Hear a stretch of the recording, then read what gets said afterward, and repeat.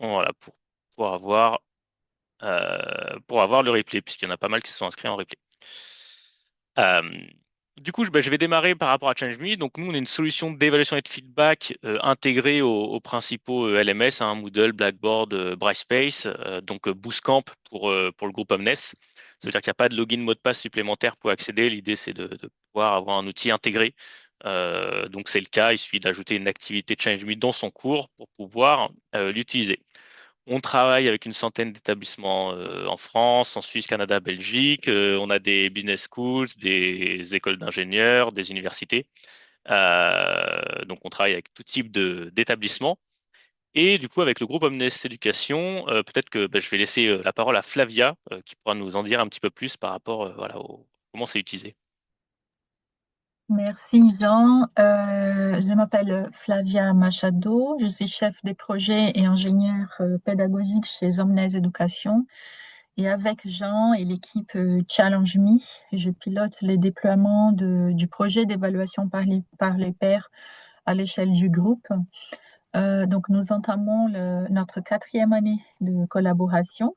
Donc, comme vous pouvez voir, nous avons créé, je dis nous, mais ce sont les enseignants, bien évidemment, plus de 500 challenges. Nous avons eu la participation d'environ 30 000 étudiants et plus de 200 enseignants. Voilà.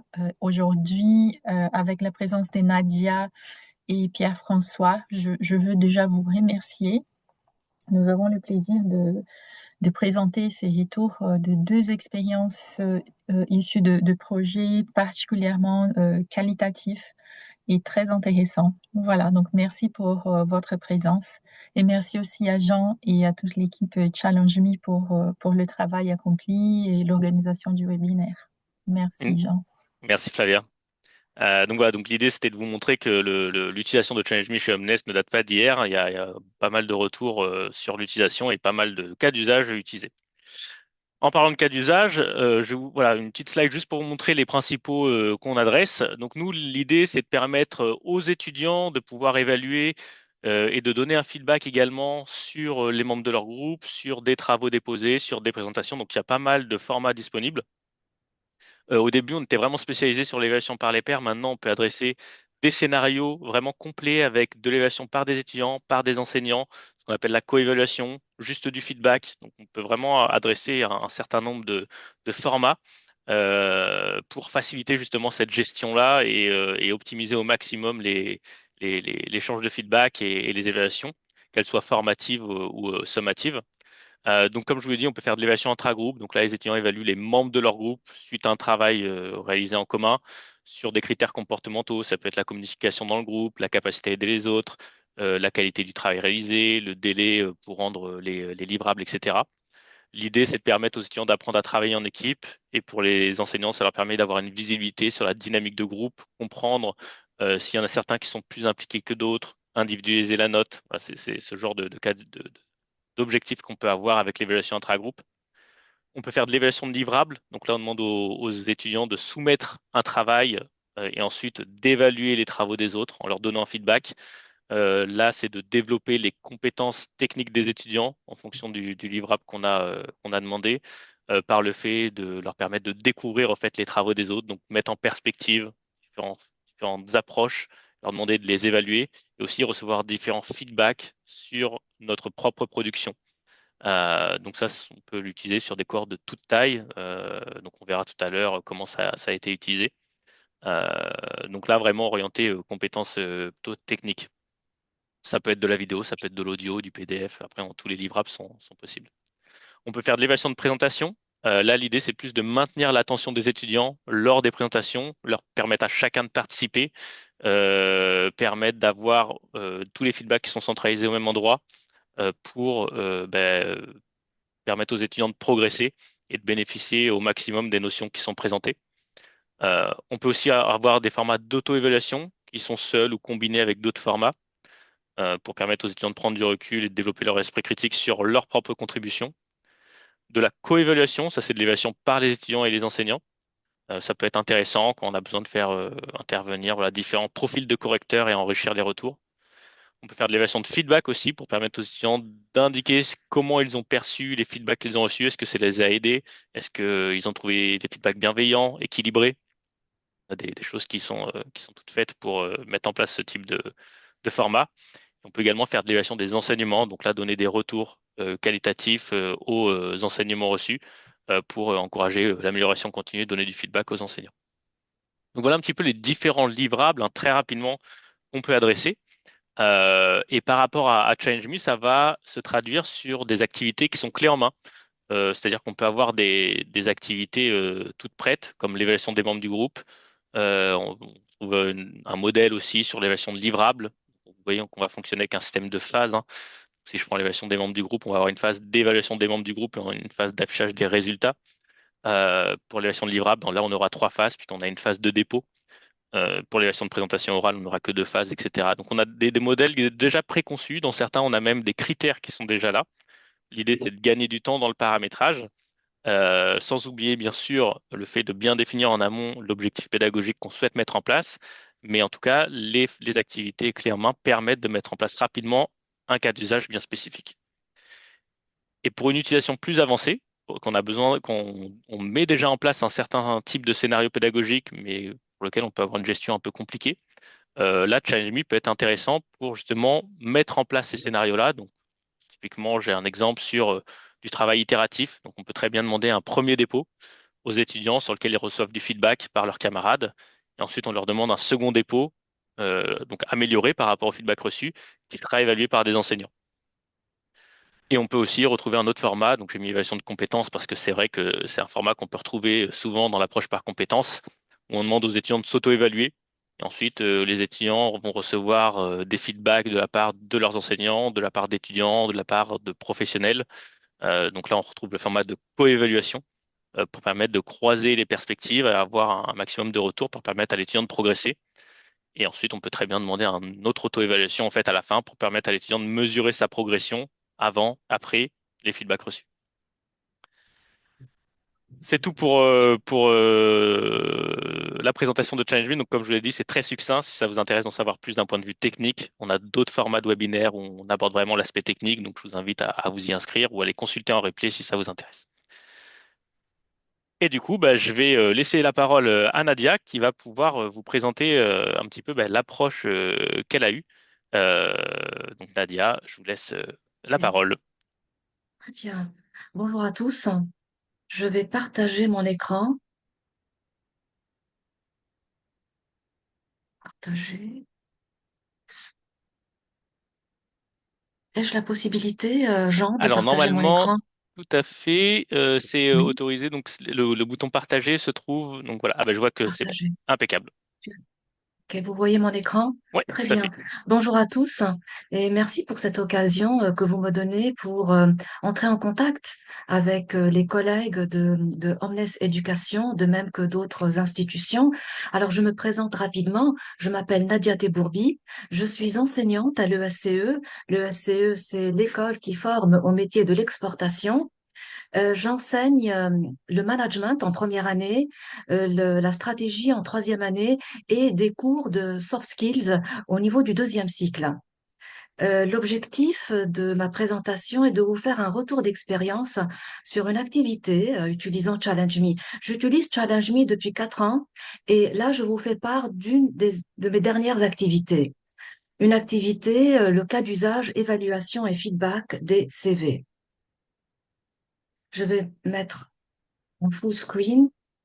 Vous continuez à voir ma présentation? C'est Oui, parfait. très bien.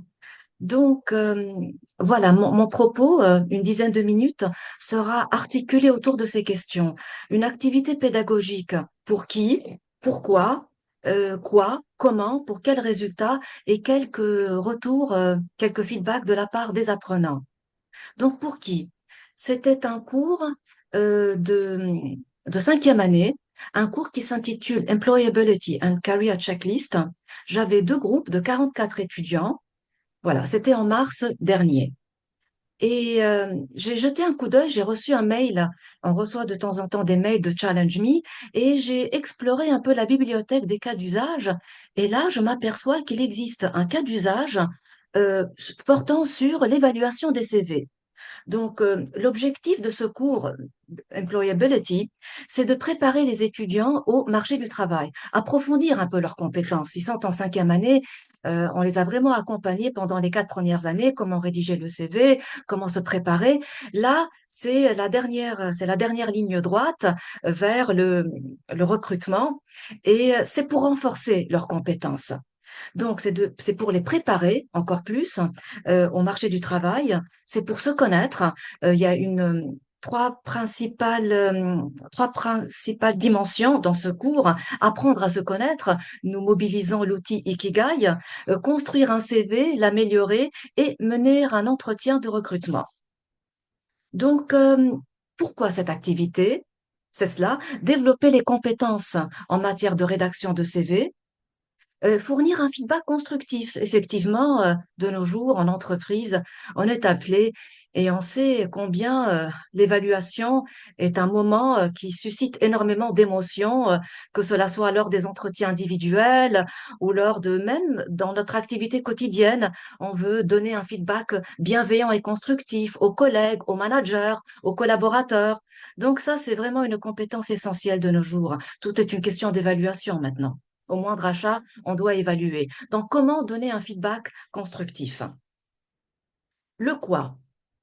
Donc, les étudiants étaient appelés à créer et déposer leur CV sur la plateforme Challenge Me et par la suite évaluer les CV. Chaque étudiant devait évaluer 2 CV. Donc, l'évaluation par les pairs, évaluer les CV des camarades en apportant des critiques constructives. On leur a dit, attention, nous, les profs, on regarde ce que vous mettez comme évaluation qualitative. Il faut rester bienveillant et constructif et donner des suggestions d'amélioration. Oui, chaque étudiant évalue 2 CV. Le comment? Alors, comme vous pouvez voir, peut-être, il y a 3 phases dans le paramétrage. La phase de dépôt des CV, la phase d'évaluation des CV et la phase d'affichage des résultats. Donc là, les horaires sont différents. Ils devaient venir en classe en ayant travaillé leur CV, évaluer les camarades en classe et l'affichage.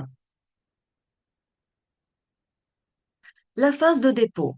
Donc la phase de dépôt, là, on précise les consignes de dépôt des travaux. Et bien entendu, en classe, oralement, j'ai bien précisé un peu euh, ce qu'on attend d'eux.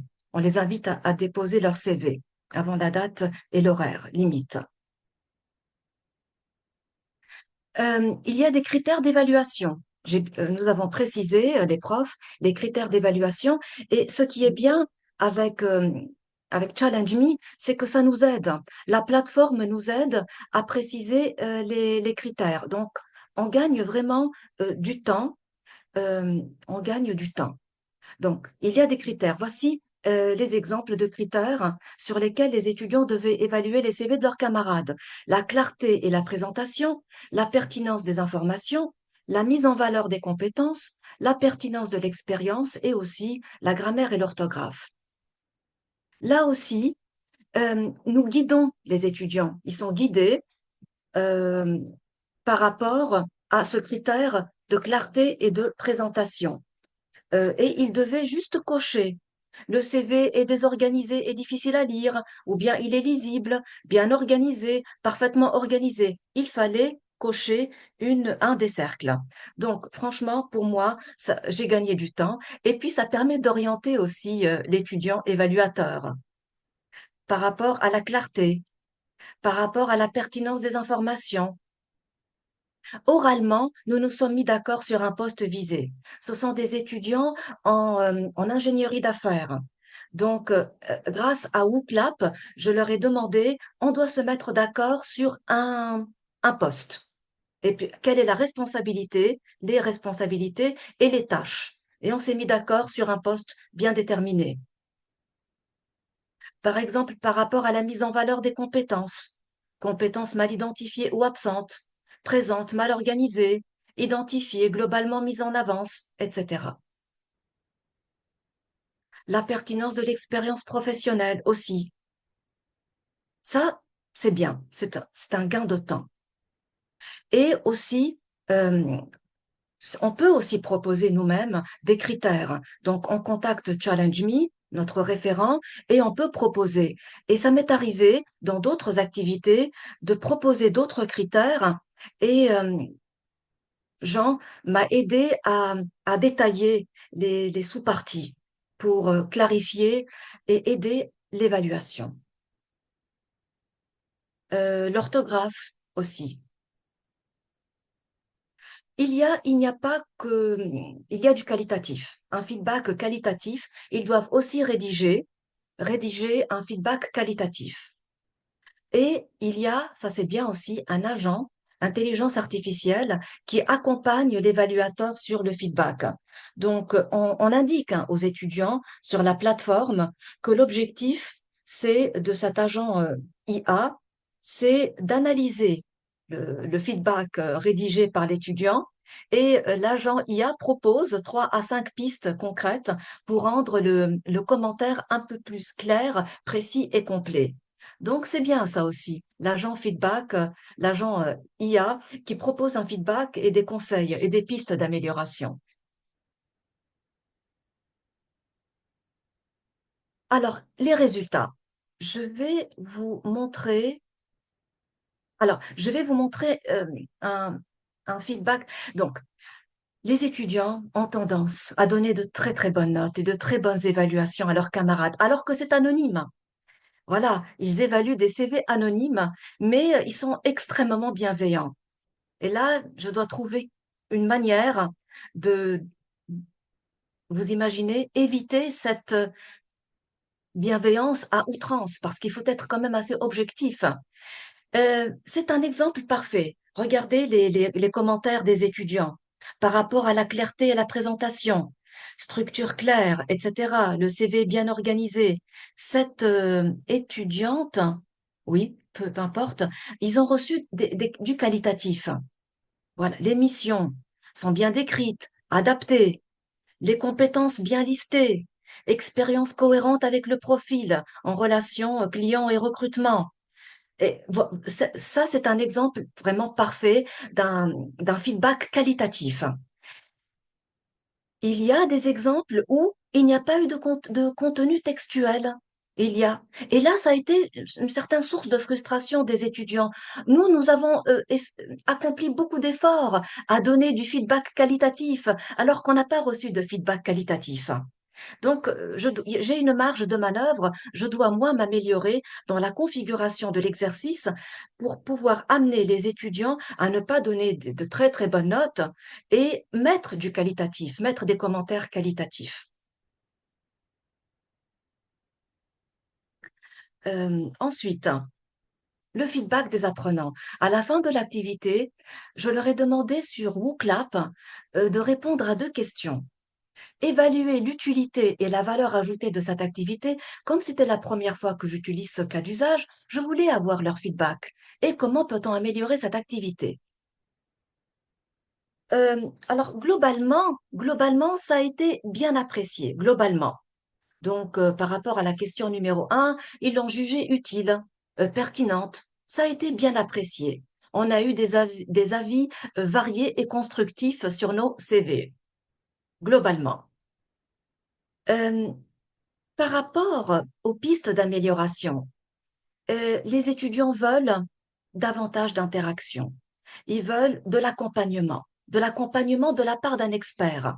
Et tout à l'heure, en écoutant Jean, j'ai compris que il va falloir que j'affine un peu plus et que je mette moi, l'enseignante, mon avis et que je fasse intervenir aussi des coachs de l'APEC, donc le suivi d'un professionnel pour voilà, donner un peu plus de pertinence dans l'évaluation. Ils veulent de l'interaction. Ils veulent aussi que l'on évalue ensemble un CV au hasard et qu'on donne tous des évaluations. Voilà. Ils veulent interagir un peu. C'est avec chaque outil, ils veulent de l'interaction orale qui accompagne l'outil. Voilà. Donc, un équilibre entre l'outil et l'interaction orale. J'espère que je n'ai pas dépassé, genre, les 10 minutes, hein. C'est parfait, c'est parfait. Je sais pas, est-ce qu'il y avait d'autres points que vous souhaitiez aborder ou est-ce que c'était tout pour le moment? Voilà, Ça c'était à marche. peu près ça. Voilà. Super. Je vous M- remercie, Merci beaucoup Nadia pour votre avec retour. plaisir. C'est vrai que c'est un cas d'usage qui est pas mal utilisé à Challenge Me, hein, l'évaluation de CV. Nous, les retours qu'on a aussi de notre côté, c'est le fait de pouvoir aussi découvrir d'autres CV, d'autres camarades et se rendre compte ce qui fonctionne bien et ce qui fonctionne moins bien. Donc là, on est vraiment sur l'apprentissage par la découverte de travaux qui répondent à une même consigne, et pouvoir mettre ça un petit peu en perspective et justement identifier les éléments qui fonctionnent bien. Et après, il y a tout l'aspect feedback du coup, que Nadia a pu décrire. Est-ce que certains d'entre vous ont des questions? On va passer aux questions-réponses sur ce retour d'expérience dès maintenant. Et puis ensuite, on pourra laisser la parole à Pierre-François. Pascal, je crois vous avoir vu lever la main, si je dis pas de Oui, bêtises. bonjour. Moi, c'était pas exactement une question, c'était plus une remarque. Oui. Donc moi, je fais comme tout le monde, hein, je me mets à l'IA, j'y trouve mon compte sur certaines choses. Là, ce retour d'expérience m'a fait penser en fait, à ce que me disait une de mes amies qui préparait des CV pour retrouver un boulot et qui me disait, en fait, il faut les formater parce que les premiers tours, on est jugé par l'intelligence artificielle. C'est-à-dire que si on n'est pas dans une certaine structure, etc., qui rend les choses très lisibles, on va pas passer les premiers caps de sélection. Et moi, l'impression que j'avais en regardant la façon dont l'outil était construit et toutes ces suggestions de critères, etc., très, très détaillées, j'ai l'impression que finalement, on mettait les étudiants dans la posture qu'Aurélia, qui sera en train de scanner les choses et de voir si effectivement ça c'est bien fait, ça c'est bien fait, ça on le voit bien, ça c'est identifié, etc., etc. Et qu'on perdait, et du coup on avait quelque part un jugement des CV qui vérifiait finalement que les trucs de base qui sont est-ce que l'info est là, est-ce qu'elle est bien organisée, est-ce qu'on peut la lire, est-ce qu'elle est accessible, etc., sont les trucs de base, mais qui complètement, et ça comment dire, c'est le propos même de l'IA, c'est qu'on va vers quelque chose qui est standardisé et qui est enfin, très rationalisé. C'est-à-dire moi pour avoir eu un moment à faire du recrutement, etc., il y a des CV aussi qui sortent parce que il y a un ton de voix, parce qu'il y a une façon de raconter l'histoire, parce que voilà. Et ça, en fait, alors vous allez me dire, il y a la partie personnalisation des remarques, mais en même temps, elle est aussi guidée par l'IA. Donc finalement, on est je trouve qu'on est sur voilà, on finalement se met tous à penser selon les mêmes systèmes et à juger selon des choses extrêmement rationnelles, alors que souvent, euh, peut-être un CV va émerger parce que justement, il n'est pas complètement dans les cases. Moi, je me souviens, mon métier de base, c'est conceptrice-rédactrice, et je me souviens d'avoir vu la lettre qui avait été envoyée par un de mes confrères dans une agence, qui était mais extrêmement longue. Voilà, mais qui était extrêmement bien écrite. Et quelque part, il a conclué en disant, bah voilà, moi j'aime écrire, hein, c'est pour ça que je suis là, et je pense que si on se retrouve là-dessus, il y a peut-être on a intérêt à se rencontrer. Et ça marchait. Et voilà, donc c'est juste pour dire, j'ai vraiment l'impression qu'on vit dans un monde où on est de plus en plus en train d'aller vers des critères de jugement et d'approche et de fonctionnement et de gestion Alors, bien sûr, on gagne du temps, là, ça fait réfléchir les étudiants, voilà. Mais voilà, ça me chatouille un peu désagréablement par le côté euh, très structuré et où finalement la personnalité s'efface au profit d'un certain nombre de critères très rationnels. Voilà. Ah, ah, alors, Je ne sais merci pas si beaucoup on pour le peut. retour. Pascal, je sais pas, Voilà. pardon Nadia, vous vouliez peut-être rebondir dessus? Oui, moi, merci beaucoup, Pascal. C'est très, très intéressant. Euh, oui, on essaye un peu de surmonter. C'est vrai que surmonter le premier obstacle, il y a une barrière au début, hein. Mm, Oui, vous avez raison.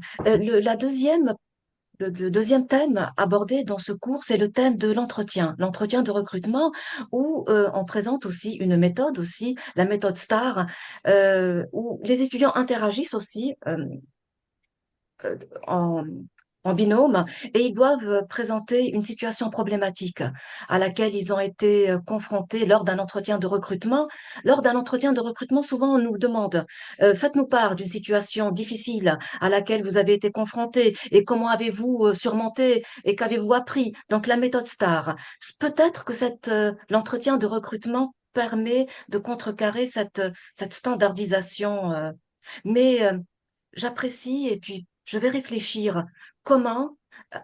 contrecarrer un peu cette, oui, cette standardisation qui fait de nous une machine. Et puis qui fait de nous quelqu'un qui n'est pas capable de repérer les mad skills. C'est ça, le concept de mad skills, les compétences folles. On est original, on sort du lot. Merci Pascal. Non, je vous en prie. Et Mais je crois que c'est sociétal en fait, hein, c'est pas tant l'outil. Enfin, tout ça, ça reflète, voilà. Mais c'est vrai que ça, voilà. en fait, cette standardisation, elle va se faire par rapport aux critères qu'on va définir. Et vous l'avez dit, on va pouvoir le personnaliser. Donc, tout dépend de la liberté qu'on veut laisser aussi Mhm. aux évaluateurs. Je dis pas étudiants volontairement, parce que ça peut être aussi des enseignants, sur leur capacité à donner, enfin, sur la façon dont ils veulent qu'ils donnent un feedback au fait aux livrables qui sont déposés. Ça marche pour les CV, ça marche pour plein d'autres choses. Donc, si l'objectif c'est d'apprendre aux étudiants à rentrer, on va dire, dans certaines cases, donc qui seront définies par rapport aux critères qu'on va mettre en place, à ce moment-là, les critères vont faire sens. Maintenant, si on veut leur donner plus de liberté et encourager la créativité sur certains éléments, peut-être que ça vaut le coup de mettre des critères qui vont encourager justement ces éléments-là. Ça peut être des critères sur capacité à se démarquer. Et après, là, en fait, ça peut être libre, après, libre à l'étudiant de pouvoir faire ce qu'il veut. Euh, Mais si je peux allez-y. parler encore juste 2 minutes, c'est vrai que ça me rappelle aussi les problématiques de, voilà, maintenant de plus en plus dans les écoles, on fait des cours de personal branding. Et c'est vrai que voilà, et on apprend aussi aux gamins à se mettre en valeur, etc. Et là aussi, moi, quand je vois ce qui se poste sur LinkedIn, j'ai l'impression d'avoir des armées de gens qui abordent les choses de la même façon. Je veux dire, je m'ennuie, quoi, en fait. Au bout Ouais, d'un moment, je m'ennuie. Et je crois enfin, voilà, il faut pas perdre de vue, mais voilà, c'est presque, voilà, quelle société on veut et comment aussi leur donner des outils pour, ok, ça permet d'avoir des trucs assez clean, etc. Mais leur apprendre à se différencier, c'est ce qui est ouais, la problématique des marques en général, mais des gens aussi dans un marché du travail qui est compliqué, etc. Donc, apprendre les bases, mais pas oublier d'essayer de réfléchir à qui on est, ce bien qu'on sûr, a ouais. à vendre, enfin voilà, et comment on peut créer du lien finalement, une connexion émotionnelle avec des gens avec qui on va travailler, quoi. Ouais. Mais Et bon, voilà. c'est vrai que sur la Limité. différenciation, c'est typiquement, en fait, c'est un des points aussi qui est intéressant là, c'est que l'étudiant, lui, va être confronté à 4 5 CV, ça dépend de ce qu'on va mettre, mais il va se dire, bah, ok, est-ce que j'ai 4 CV ou 5 CV qui se ressemblent tous? Finalement, je sais pas faire de choix sur celui que moi, en tant que recruteur, je prendrai. Et ou alors, est-ce qu'il y en a un qui marche mieux que les autres et pourquoi? Et c'est ça qui est intéressant, du coup, sur eux, ce qu'ils vont avoir comme perception. C'est de se dire, bah, OK, celui-là, il marche bien, pourquoi? Et en tout cas, il sort du lot de telle manière. Plus pour, donc, cette approche peut être intéressante. Après, tout dépend de quelle approche on va avoir par rapport à ce qu'on souhaite transmettre aux étudiants. Mais du coup, c'est tout l'art de pouvoir concevoir l'activité telle pour atteindre l'objectif visé. En tout cas, merci beaucoup Pascal pour votre retour. C'est intéressant de pouvoir débattre aussi sur ces points-là. On va enchaîner du coup avec Pierre-François, du coup, avec Bonjour. le retour de Pierre-François. Hop, je vais remplacer le Euh, partage. Tac. bonjour à tous. Donc, bon, déjà, merci pour cette opportunité, parce que c'est toujours intéressant. Je le vois avec ce qu'a décrit Nadia, et puis avec les questions. À chaque fois qu'on peut échanger sur des cas d'usage différents, ça peut nous donner des idées, parce que finalement, on a dans ce métier plutôt tendance à bosser un peu en silo. Donc, c'est toujours pas mal de prendre un peu le temps, de prendre un peu de recul et de parler de ce qu'on traverse et un peu de nos objectifs. Alors moi, j'ai pas de présentation parce que déjà Nadia a présenté en fait tous les formats puisque ça se ressemble finalement. Ce que je voulais, c'est aborder les choses sur 3 points. Le premier, c'est en termes d'objectifs, c'est-à-dire en gros. Quel était le contexte et quels étaient mes objectifs, sachant que bah, moi, donc Pierre-François Brenet, j'ai une double casquette. Je suis en charge de programme pour l'INSEC MSI et je suis enseignant aussi. Et j'étais particulièrement concerné sur une problématique que j'avais. Donc, en objectif, deuxième chose, en termes d'organisation, comment c'était organisé d'une manière générale. Et puis enfin, sur les challenges, ça tombe bien, c'est Challenge Me. Donc, les challenges, on les a aussi.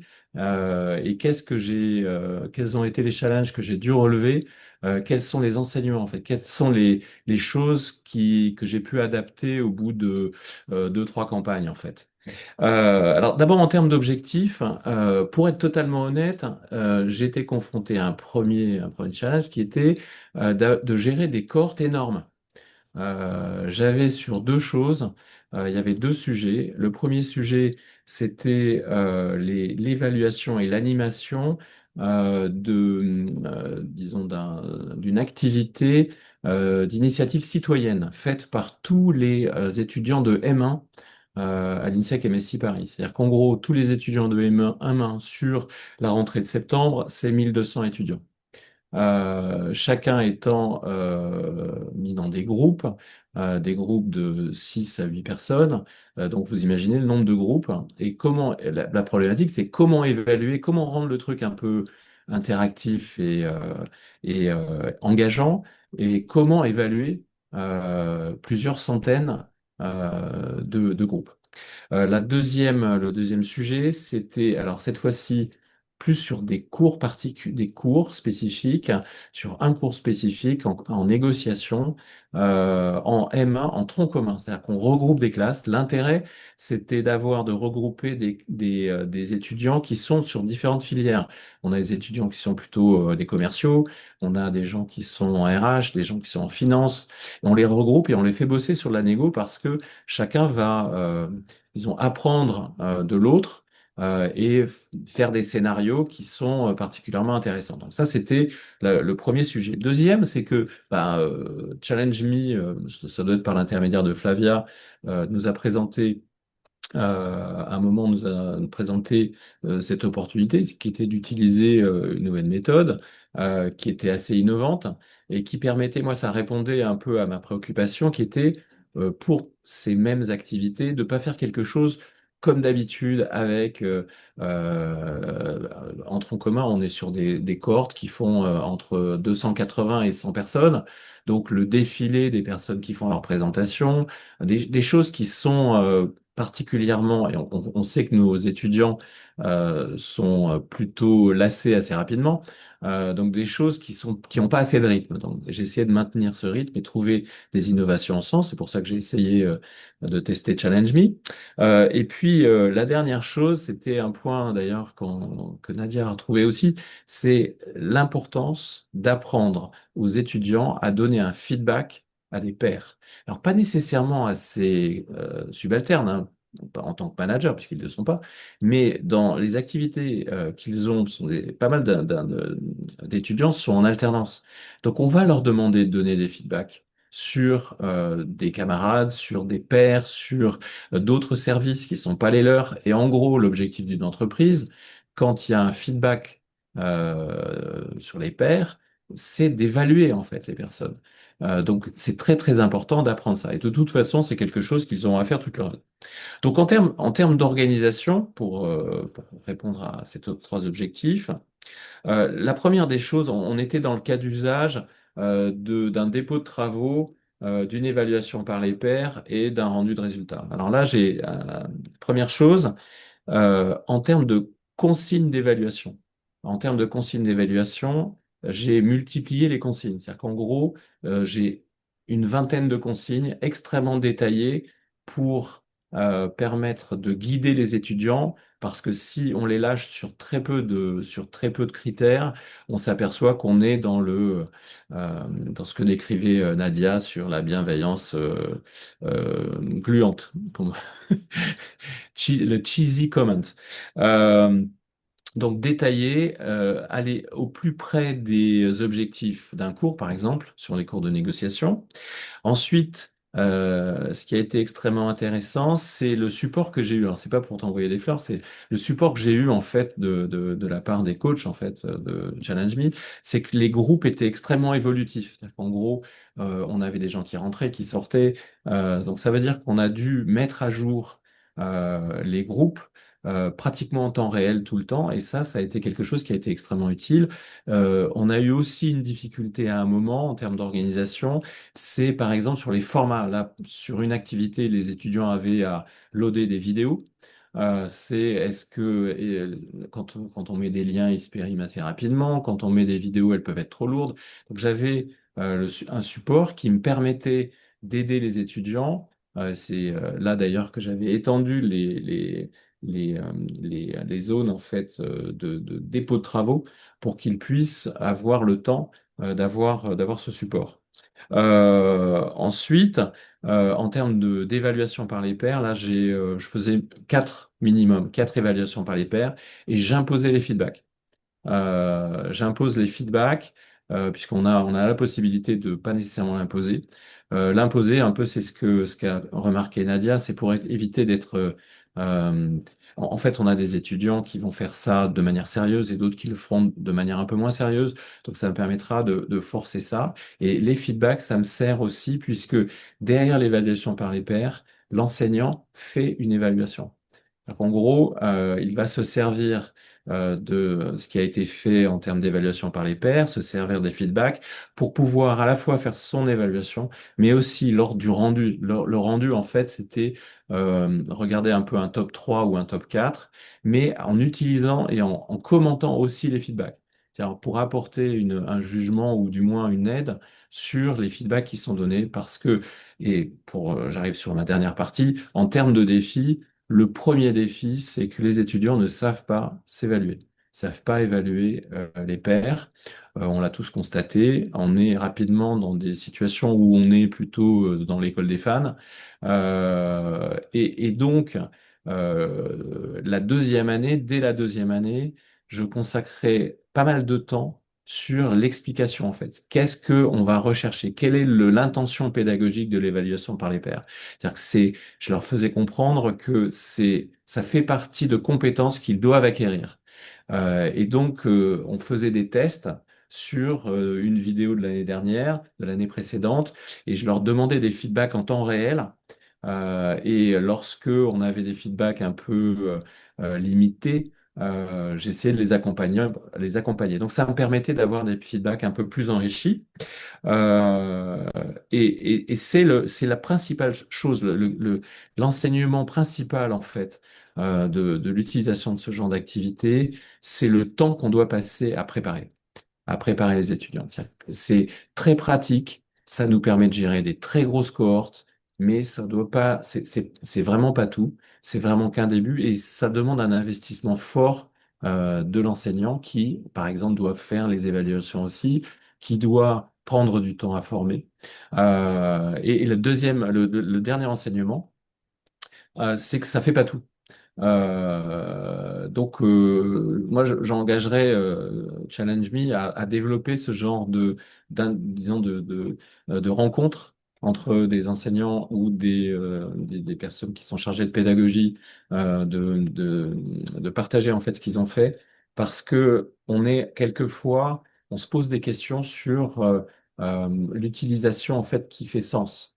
On peut se dire que ça va répondre à une problématique directe du genre, ça fait gagner du temps, mais on veut aussi faire quelque chose qui soit efficace et surtout qui apporte en termes de compétences à nos étudiants. Voilà.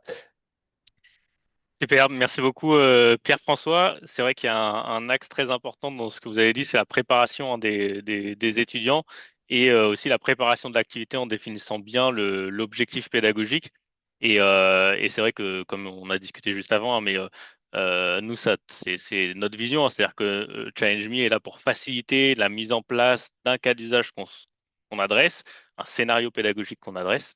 Mais du coup, l'important, c'est surtout de bien identifier en amont ce qu'on veut mettre en place pour bah, justement faciliter la communication aux étudiants, eux qui comprennent bien aussi l'intérêt qu'ils ont d'y participer, pourquoi est-ce qu'on leur demande ça. Et après, ChangeMe devient facilitateur de cette mise en place-là. Est-ce que certains d'entre vous ont des questions à poser à Pierre-François?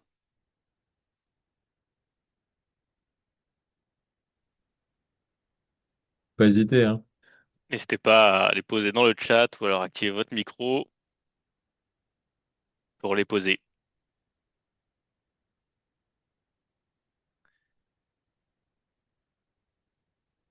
Peut-être que tu en as, toi. Non.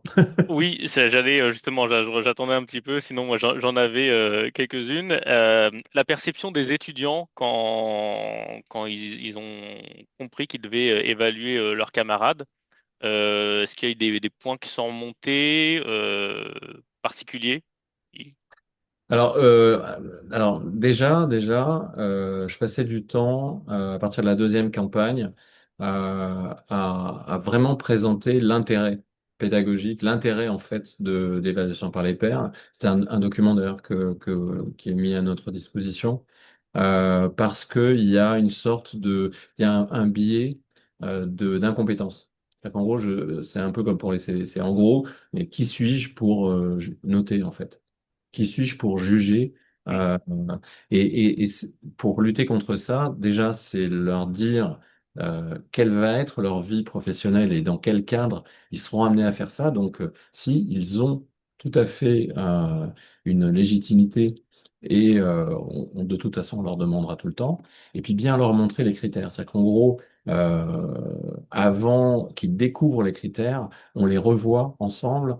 On voit à peu près, on voit vraiment toutes les choses que je veux voir en fait dans leurs évaluations. On décrit des situations fictives. On demande des commentaires en classe et là on a des retours et je commente aussi les évaluations qui sont faites. Euh, le plus gros biais, c'était ça, c'était la non-légitimité Ouais. euh, essentiellement. C'est intéressant parce que c'est vrai que c'est un point qu'on peut retrouver souvent sur des étudiants, effectivement, quand on leur demande pour la première fois d'évaluer leur camarade, ils vont se dire, mais est-ce que je suis capable d'évaluer? Et c'est vrai que ben, un des points là-dessus, parce que eux, leur perception d'évaluateur, c'est de se dire, je vais devoir mettre une note. Mm. C'est vrai que le fait de leur présenter les critères, de choisir aussi des typologies de critères qui facilitent l'évaluation, typiquement, on pourrait très bien demander à un étudiant de donner une note sur un critère, mais ou alors d'avoir des options prédéfinies pour, on va dire, réduire au maximum la subjectivité et leur permettre de sélectionner ben, juste un élément observable finalement. Donc après, chaque option va être reliée à une note, un nombre de points, ça générera une note, mais ça permet de, on va dire, de démystifier l'évaluation et leur montrer que eux peuvent être capables d'avoir un regard critique aussi sur les travaux de leurs camarades. Et qu'après, de toute façon, la note finale ne va pas forcément tenir compte de la note que eux vont donner. Alors, ça dépend du choix de l'enseignant, ça dépend de la capacité aussi des étudiants à pouvoir évaluer. Mais en tout cas, leur présenter ces éléments-là permet aussi de les rassurer sur ce point-là. Et on se rend compte, on a le feedback qu'on a d'enseignants, que plus les étudiants sont confrontés à cet exercice-là, à savoir le fait d'évaluer, de savoir, d'être amenés à donner un feedback, plus ils sont à l'aise aussi dans l'exercice et le font facilement. Et j'ai pu Voilà. observer une évolution en fait des notes entre la première campagne et la deuxième. D'accord? Donc on était moins dans les trucs trop élevés. Il y a un truc à noter aussi, c'est le ranking est souvent bon. C'est-à-dire derrière, je fais l'évaluation, Oui, même si le nombre de groupes est très élevé.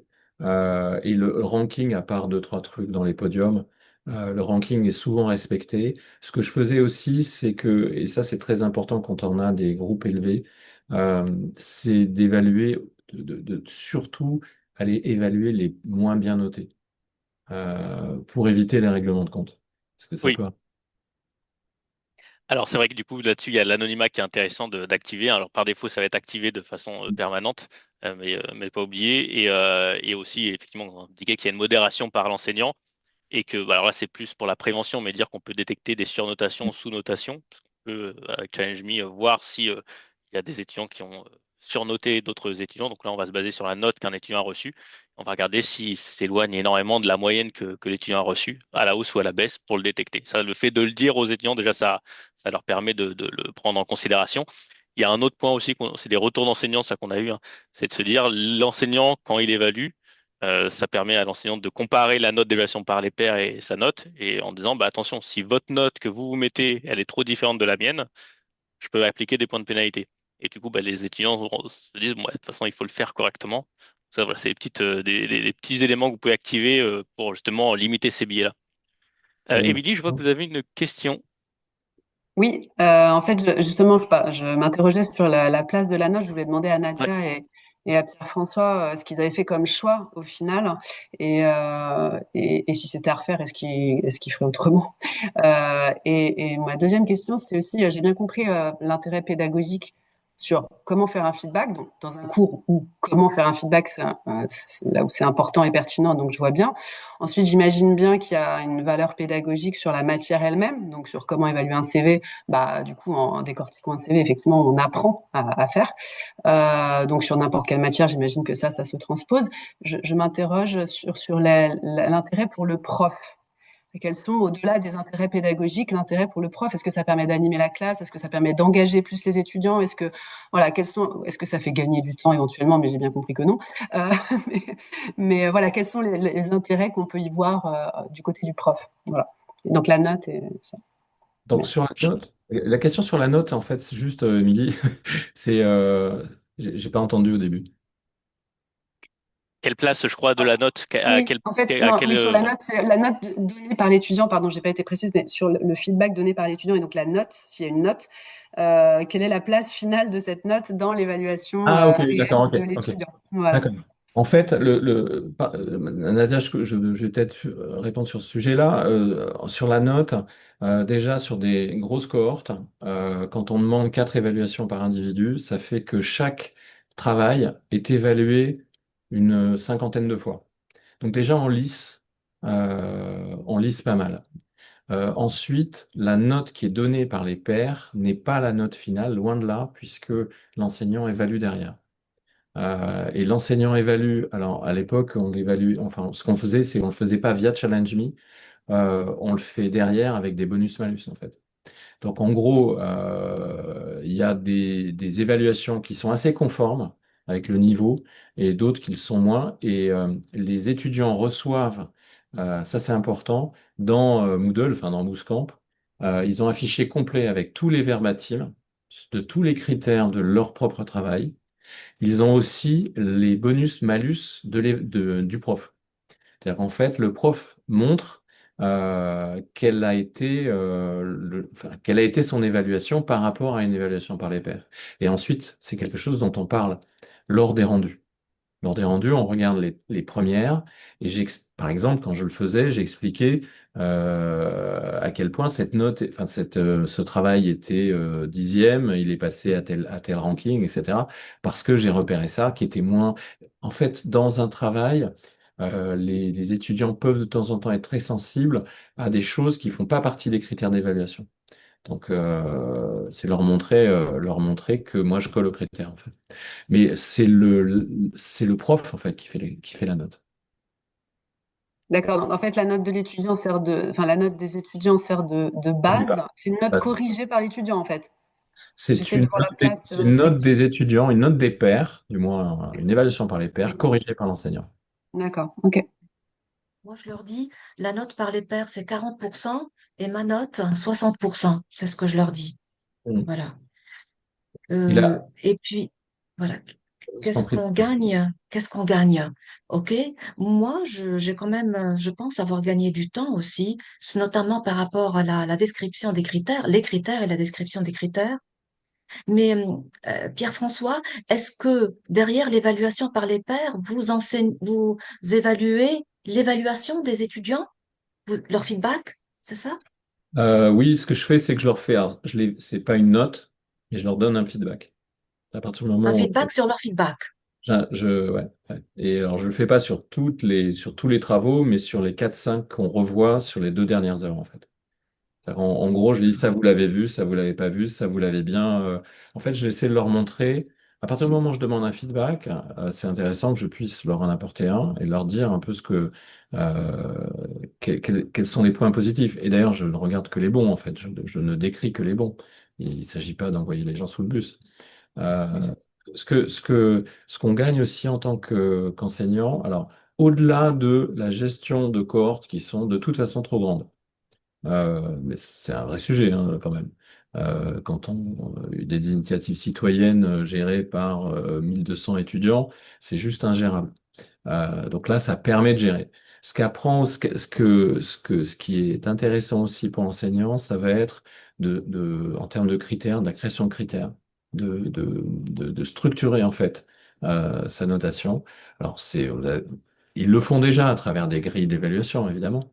Mais c'est se mettre au niveau, enfin, une grille d'évaluation faite par un enseignant pour un enseignant ça va être quelque chose d'assez abscon, potentiellement pour un étudiant. Là, c'est vraiment créer des critères qui sont totalement intelligibles pour les étudiants. Ça apporte énormément en termes de remise en question pour les enseignants. Euh, c'est aussi une façon de sortir euh, de choses où finalement on se remet jamais en question. C'est ça que ça. Moi, je pense que moi, ce que ça m'a apporté, c'est d'essayer de sortir du truc traditionnel classique qui finalement est tellement attendu par les étudiants qu'il est un peu qu'il est loin d'être engageant pour être poli. En fait, c'est les sortir en fait d'un truc ordinaire. Euh, c'est un petit peu ce genre de choses qui était importante aussi. S'il vous plaît, Pierre-François, est-ce que les étudiants sont impliqués dans la fixation des critères? Vous les construisez avec les étudiants? Non, je les construis pas avec les étudiants, mais je les commente avec eux. Et je vais travailler avec eux sur leur compréhension, en fait. Et de toute façon, ces critères sont des éléments, en fait, des cours. C'est des choses que je veux voir, en fait, dans leur travail, par exemple. Est-ce que de votre côté, vous avez Pierre-François et Nadia, c'est vrai qu'avec sur la présentation des résultats, on voit les critères qui ont été mieux et moins bien notés. Est-ce que ça, c'est quelque chose qui a été intéressant pour vous, pour voir au fait ce Ah, ils ont qui... été, ouais, ils ont été Ouais, évolutifs, hein. Moi, je me suis pas servi des critères de Challenge Me. J'ai fait, en fait, c'est que des critères customisés. ouais, Et ça, on s'en sert, par exemple, par rapport, bah, tu le sais, hein, tu les vois les critères. Il y a des critères nouveaux en fait qui oui, apparaissent, des choses qui étaient assez trop vagues. oui. Et quelquefois même des choses que j'ai vues avec les étudiants. Je leur présente les critères, je leur explique, et je vois qu'ils sont un peu, ils comprennent pas. Et ça, c'est pas leur problème, c'est le mien. Là, j'ai pas fait quelque chose d'assez clair. Et c'est en ça que c'est intéressant pour les profs aussi. C'est que ça nous oblige aussi à nous remettre en question.